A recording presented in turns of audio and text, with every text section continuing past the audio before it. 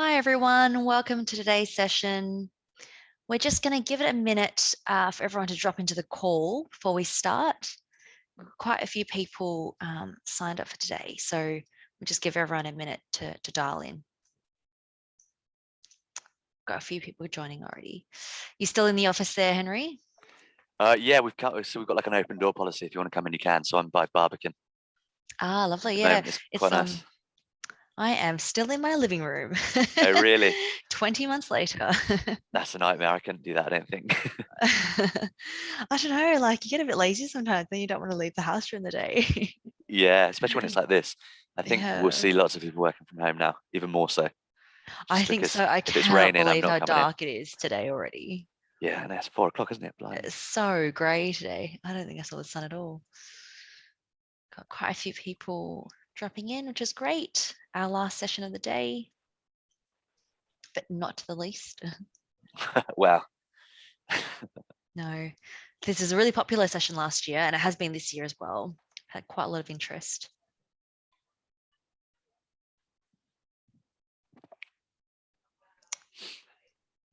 All right. Might make a start now. So welcome again, everyone, to Peabody's online jobs and apprenticeships fair. I'm Yvonne and I work for Peabody, and I'm joined today by Henry, who'll be delivering today's session. Just for everyone to know, the session's being recorded and will be available on Peabody's YouTube channel. So all you need to do is go onto YouTube and search Peabody London, and you'll be able to find all the recordings a bit later this week. We've got 20 sessions part of the jobs fair. So we've just, this is wrapping up the 10th one for today. So there's lots of different things you can go back to watch as well. The format for today is Henry will present his top tips for job searching, and then we'll have a lot of time for questions and answers. So if you've got any questions, just pop them into the Q&A box, which is at the very bottom of your screen. And there's also a separate chat function, and you can leave any comments in there as well. And before we start properly, I'd really like to welcome any Peabody residents who have joined us, especially, and to remind you that we actually have a free one-to-one career service that's completely free for Peabody residents. You can get help with improving your CV, with job search, writing applications and cover letters, preparing for interviews. It's a full spectrum service and it's totally free to Peabody residents. All you need to do is go onto our website, peabody.org.uk, search employment, and you'll find the form there to fill out to join the service. But I'll hand over now to Henry to kick off. Hello, everyone. Thanks for the intro, Yvonne. So yeah, as everyone said, I'm Henry Ivor. I manage a team here at Goodman Masson. We're a recruitment consultancy. I specialize in placing into the social housing space. So I do lots of work with Peabody in other areas. And they've not encouraged me, they've asked me to do a presentation on how you would search for and apply for jobs. I know we're at the end of the day, so I'll try not to keep everyone too long. I know there's a big cricket match on and there's all sorts on, so I'll try and run through this. And if you have any questions, please ask them at the end. It's quite a practical session in a sense that I'll just show you how to do everything on Google. But let's jump right into it, if I know how to do it. Right, here we go. So this is what we're going to cover today. So we're going to cover how to search for jobs. We're going to look at how we can save jobs and job searches. So you only really have to do the job search once, and then you'll get things emailed through to you. And then we're going to look at the importance of covering letters. The learning objective that we'd like to do today is for everyone on this session to be able to find suitable jobs to apply for, and we'll know how to set up alert for these jobs. Let's jump into it. So searching for jobs, if you went on to, if you started looking for jobs, there are probably hundreds, if not thousands of different ways that you can find a job. So I've gone into my top 3 that I would say, if you're looking for your job search, where to start. They might sound really obvious and really simple, but in my opinion, I'd probably say they are the best way to do it. So let's go into it. So the first one, as simple as it sounds, is simply Google. I'll show what I mean by this. I mean, I'm not teaching you anything new, but how to Google. So look at the role, look at the location. Then another one is to look directly with the company. There's hundreds of thousands of organizations. I would say all of the big ones, over sort of 20, 30 employees, will probably have somewhere on their website where you can apply for a job directly. And the third one is with recruiters. No matter how niche you are looking for your job, be it a rocket scientists, a personal assistant, a teacher, whatever it might be, there will be some recruiters who specialize specifically in that area. So I'll talk you through how you might go around finding them. Just before we jump into just looking around Google and everything else, there are loads, hundreds of thousands of job boards that you can search. I'd just like to highlight the ones that I think are probably a really nice place to start. These are Indeed, CV Library, Job Sites, and Total Jobs. The reason I've chosen these ones is that if you compare them to the other job sites that there may be out there, is they're a lot more broader. So if you're looking for a job in Tesco, for example, there'll be jobs on here. If you're looking to become the chief executive of an organization, they'll be on this website. Whereas there are a lot more niche ones that you can probably, if you are a rocket scientist, find some more niche ones to look over. But let's just go through that. So firstly, let me jump off of this. I'm just going to interrupt you. Sorry, yeah. I think the screen was sharing in a slightly odd way, but when you return to it, we might share it a slightly different way. Yeah, of course. Yep, What was it? in a moment. Yeah, when we return to it. But please, please continue. Yeah, of course. So let me just quickly jump onto Google and show you exactly what I mean. So the first one that I wanted to talk through is how to Google jobs. What I would always say is jump onto Google and just type in, say I want to become I don't know, let's give an example of a development manager within London, jobs. I know it sounds ridiculous and very easy, but look, it brings up 410,000 results. There's hundreds of jobs that have just been posted by organizations, and then you would go into it and just click. So London Borough of Camden are looking for a job in the last hour. You'd click on this, it would take you through to another page, and then it would take you through to the link to where you would apply. I really do think this is probably a fantastic place to start. Even if you're looking for niche roles, it's a very good place to work in terms of you'll find that there will be job boards that will be looking at that would just be doing your stuff. So just apply and you can click through, and anyone that sort of sparks your interest. So Swan, another housing association, senior development manager, just apply on Reed. It would take you through and then you can apply as you would see fit. I don't think we need any more explanation on that other than development manager or the type of job, where it is, and then just put job at the end of it is probably the easiest way to start. The next point we had was direct on companies' websites. So a really good example is Tesco's. So Tesco's jobs, again, simple, not teaching you to suck heads, but this is how we do it. And you go onto their careers page, scroll down, and the great thing about Tesco's as a business and what they're looking to do is it's all there for you, and it's very self-explanatory and click through, so you can choose whether or not you want to be in the stores or distribution.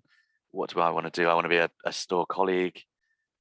All of them. I don't really mind what role I do, and my postcode, which I'm currently in EC1, and then in a mile radius of £50,000. And then you click search, apply, and it brings up all of the jobs that you want to do. I would say when you go into it, you could, if you wanted to, just click on all of these and apply.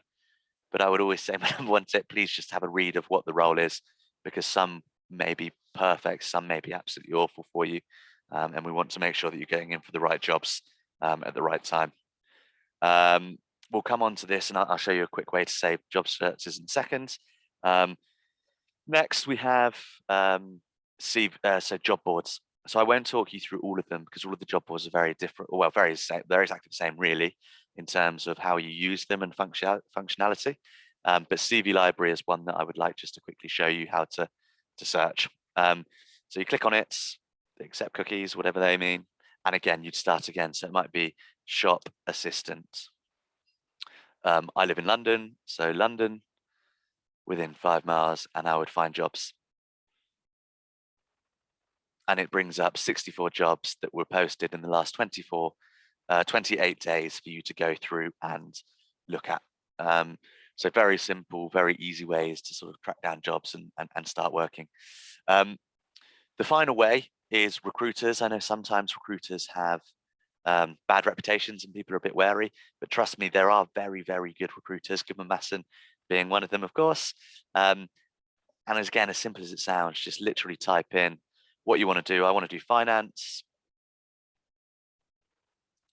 within London, recruiters, and it will bring up all of them. I would be wary, lots of these ones at the top will be adverts, so people have paid to have them at the top of Google. It's probably worth scrolling down a tiny bit, and then it will be ones, so Hayes is number 1, and then Goodman Masson's number 2 within London.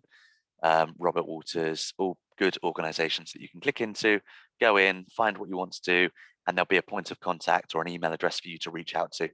I would probably say recruiters, once you've had a conversation with them, they're likely to come to you with lots more opportunities. So if you're a bit worried about speaking to them, I would always encourage just have a conversation. If you don't like them, move on to the next one. But you definitely find someone that is suited to you. And now back to the presentation, and I'll try and share it in the right way. Where's that thing? That's in the wrong way, isn't it? Yes, I think the button next to the magnifying glass at the bottom. Here we go. Yes, I think that should be better. Thank you. Right, we've done that. So that's obviously very simple. You can search for those jobs and it takes 5, 10, 15 minutes, probably a bit longer if you're looking at really niche roles. And it's not too much of a, a difficult thing to do. But wouldn't it be great if you could do that once and you could have everything emailed to you, or you get alerts completely sent through to you? So as I said, you only have to do it once rather than doing it hundreds of times or every morning or every evening and making sure they've come through. So let me quickly show you how to do that. Again, I'll jump onto Google. It's the easiest way. Again, like I said, not all of these will be exactly the same, but they'll all be very similar with very similar alert systems. So if we were to start with CV library, you may have probably already spied it, but you would literally click on get the latest job alerts with these. Then you put in your email address. So if I put my email address in there, email me jobs like this, and it would send. So I have to log in, and I don't really want to do that at the moment because I've done it many a time. But this is what it would look like. So this is a slightly different job search specific for the areas that I recruit into. And every morning, probably about 3, 4 in the morning, it will email me with, here you go, Henry, here's 7 or 8 jobs for you to apply for. So it literally is doing your work for you while you're sleeping. Exactly the same with the likes of Tesco's. How do we do it on here? So it'll be at the bottom, I reckon. Sign up for job alerts. So exactly the same. Click on this, log in. I think I've already signed up. And then just put your preferences and everything. Tesco's emails look like this. So this role was a customer assistant interim in Ealing. I live in London, I can drive, I can get there by tube. So maybe that's a good role for me to click on, and then I would go and apply for it. And the same can be said with recruiters. I should really probably know exactly how to do it on my own company's website, but you'd click here, get in touch, and there'll be contact details for you to apply for jobs and however else you might want to do it, as well as subscribe. One thing it is worth mentioning, once you have got a job, it's very easy to unsubscribe. At the bottom, unsubscribe on your emails, unsubscribe on the Tesco's one, just to make sure that you aren't clogging up your inbox. I always say though, what harms one email doing every now and again, just with all of your details.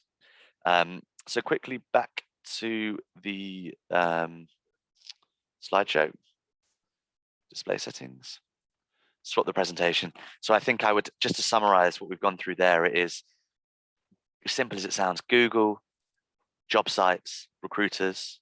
Once you've absolutely perfected the search that you want, sign up for them and they will email you through every morning saying, Henry, here's a fresh batch of jobs. What the advantage of that is, it allows you to get on there before absolutely anyone else. And it means that you have probably the best chance of getting signed up for those jobs. So, I mean, we'll have lots of questions on that at the end. There's only so much I can say about applying for jobs. So please let me go on to the next part, which is covering letters. So just to summarize what a covering letter is, so it might be known as a covering letter or a supporting statement. Essentially what this is used for is for you to sell yourself slightly more, Obviously, we've all got CVs that we apply for jobs with. I think Magella, my colleague, did a fantastic session on that this morning. If you haven't seen it, I think it'll be on the Peabody website, for a little plug there. But there is a chance for you to support your CV with a supporting statement. There's a stat that goes around that recruiters and hiring managers will only look at a CV for 6 to 7 seconds before deciding whether or not it's suitable, which is absolutely mind-boggling, seeing that that will summarize all of your career year to date, where you've been to school, what you've done in university, where you've worked, if you have worked, that is. So really getting onto this is something that will sell you even further. As I said, it gives you another chance to sort of sell yourself. The way that I would do this is, number one, with every job that you apply for, likelihood is there is going to be a job description. In that job description, there will be a number of keywords that keep popping up. So study the job description, work out what the keywords are. Obviously, don't lie and put in there something that you haven't done, but make sure you match it to your CV. So keyword might be experience, qualification with this, or working with a Peabody Housing Association, or working with a housing association. And you could say, I have worked with a housing association here, here, and here. And it just covers it off and really brings it to the forefront of everything that you're looking to do. Other things, top tips that I would say with this is look for the keywords, try and relate it to experience you've got. If you haven't got experience working before, if you're an apprentice, if you come straight out of uni, if you've come straight out of school, or you haven't worked for whatever reason, try and relate it back to some working examples. So you may have done some great stuff at school.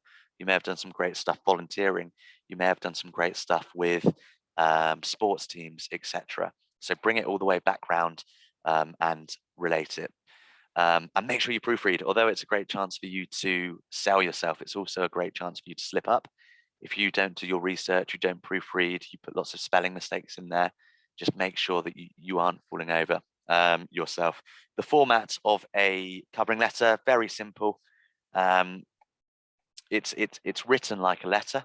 So you would write it in a sense of, so if I was applying to a job with Yvonne at Peabody, I'd say, put your address at the top.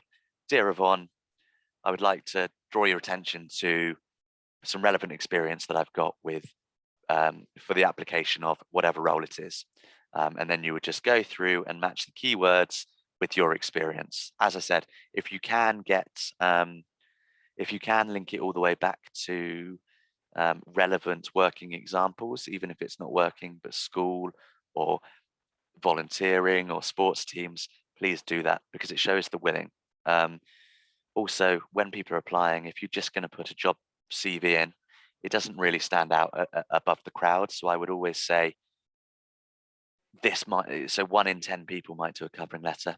So it really will bring you forward and elevate you from your competition. And we all know how hard it can be at the moment to get jobs.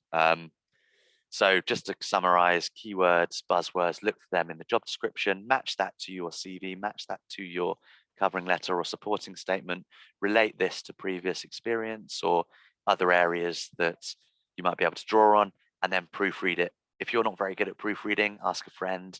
I believe Peabody, the team at Peabody will look over things like this. They'll proofread applications and hope that it's all going well. I hope I haven't oversold there, Yvonne, but I think that's what you guys do as well. So please just ask for help.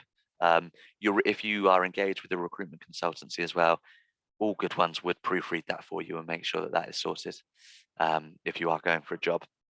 So just to summarize what we've covered, short and sweet, don't want to keep you too late.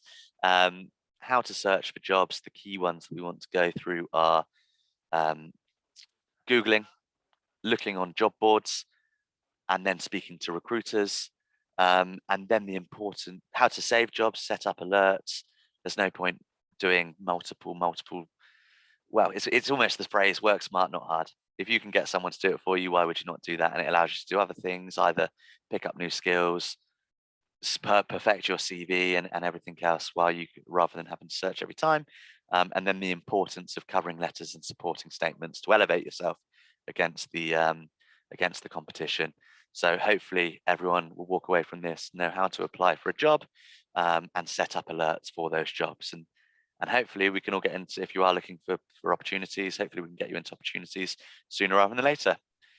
Any questions if I stop sharing my screen? Fantastic. Thanks, Henry. You've got quite a few that's come through, actually. Let's start with the top. Someone's asked, I'm looking for an entry-level marketing job, but always get stuck with door-to-door sales jobs or pyramid schemes. How do you tell them from actual marketing positions?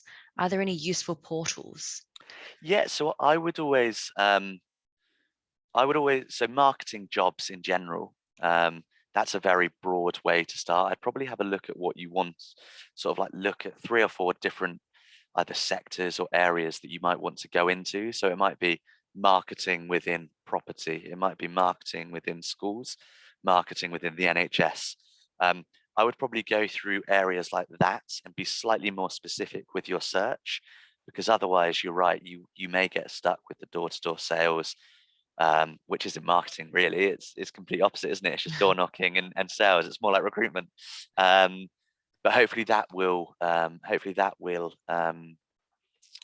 stop that happening, and you can be a lot more specific. But I think if you are getting that all the time, speak to recruiters who specialize in marketing. Again, as I said, if you Googled, I'm not sharing my screen, am I? Marketing jobs in London, it it will come up with hundreds of thousands of searches, and some of them will be, for example, I can see that Michael Page do that, I can see that Reed do that, I can see that Hayes do that as businesses. So that is probably what I would say. Sure. Got a question here that I can answer actually, is about whether this meeting is recorded. It is. It'll be available on the Peabody YouTube channel by the end of the week. So you just need to search Peabody London on the YouTube page to find it. Someone else has asked, do you think, which is the best job search site in the UK? So this is a very hard, well, not a hard question to answer, but a question I probably can't answer unless I fully understand what you're looking for. I would say if you're just looking for an entry level job, like a PA or a receptionist or something like that, I would say the 4 that I mentioned earlier are probably your best port of call. If you were looking for more specific things, I would probably say type in your job title or what you're looking to do, and then put job search or job boards, and it will come up with some of the best ones. So, for example, within social housing, there's one called Inside Housing. Within pharmaceuticals, there's one called Pharma Jobs. Within financial, there's one called eFinancial. So I think if you want to, you can mention what you're looking for, and maybe I could give a more detailed answer there. But I think it's not an exact science. It's a lot of trial and error, and you'll see if you're applying for a very specific job, if you see that on these job boards, that's probably the one for you. It sounds like you're doing a lot of desktop research is the way to go. Yeah, definitely, and it's not taxing. It's very much just have a look, and you'll probably find within 5, 10, 15 minutes which ones suit you. And as I said, encouraging you to speak to a recruitment consultant or even someone at Peabody, they may be able to give you some guidance on where to search. Yeah. Someone else has asked, in your experience, is social media a good source for jobs? For example, Facebook Marketplace, the job section in there. So I'm not an expert on that. I wouldn't know, but I would say that there is depends what sort of level there is. There is probably a time and a place to use that. For example, there may be really small cafes that are looking for people to go in and do some waiting that are very local to the area. I would say if you're looking to join a big business, you probably want to steer away from there, because there may be some dodgy people on there that aren't sort of filtered out by the searches that these big job boards do. But yeah, I've actually not heard of the Facebook Marketplace job search, so I'd probably say it's probably not one that you want to spend too much time on. Sure.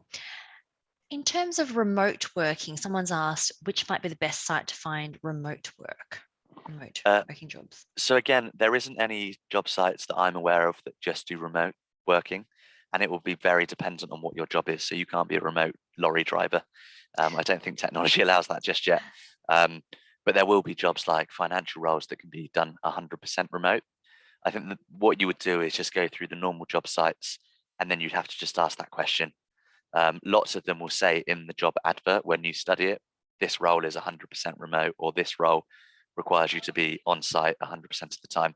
I think while we're all working remote, or some of us are working remote now, I don't think the job sites and everything has caught up, because working remotely before COVID was pretty rare in most areas. So I don't think the job boards or things have been developed at the right rate to sort of highlight that. That makes sense. Bit related to that one, someone's asked whether job search has changed because of COVID or during COVID. Yeah, so the job searches are always changing. The thing that I don't like about it is they're not as personable. So you do less face-to-face meetings, more over Zoom, which has allowed people to apply for jobs further afield. But it means you can't go in and meet someone maybe face-to-face. But on the flip side, you can apply for jobs if it is a remote role that is I'm in London, I could apply for a job in Bristol.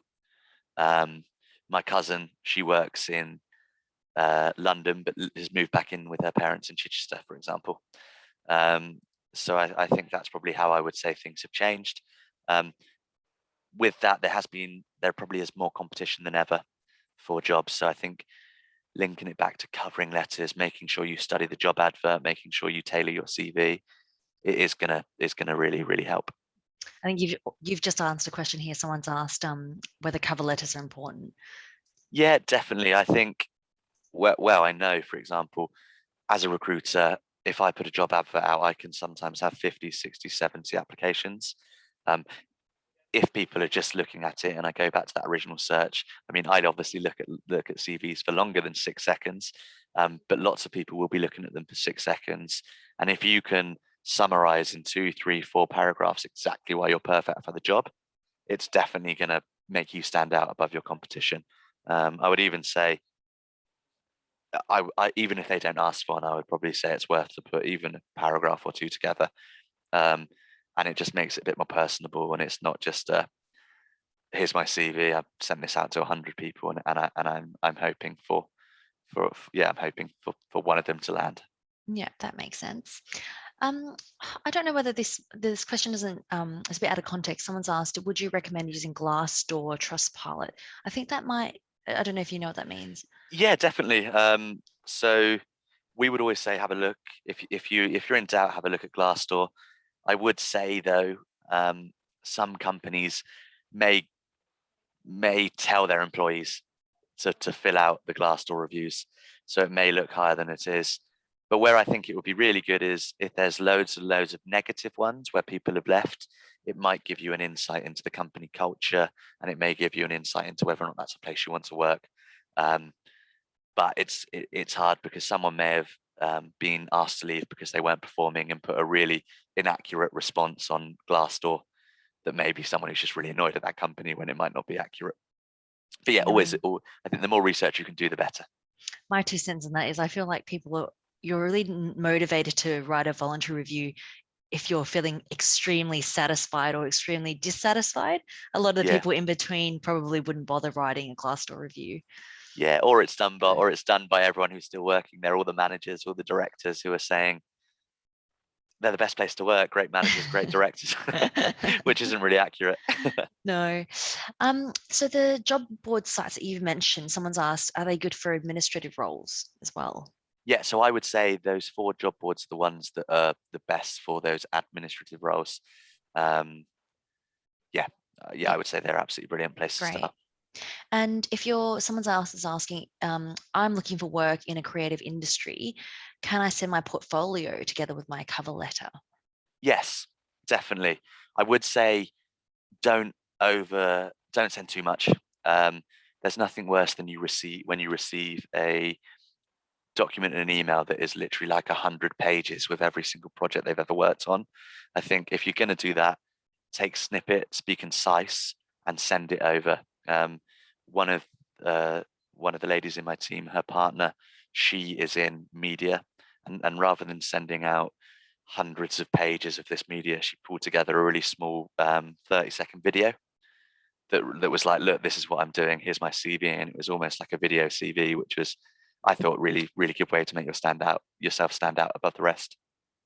Actually, that isn't a question that's been asked, but would you recommend people include a video link of themselves introducing themselves together with their CV. What would you say about that? Well, I don't know. I've heard of it a little bit. I haven't heard of it all the time.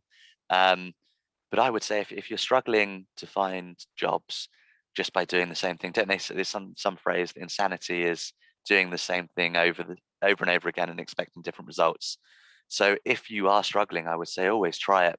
It might be a bit hard to do in some sort of platforms or application processes, but I would always encourage to try and get on the phone with someone, try and have a conversation and really sell yourself.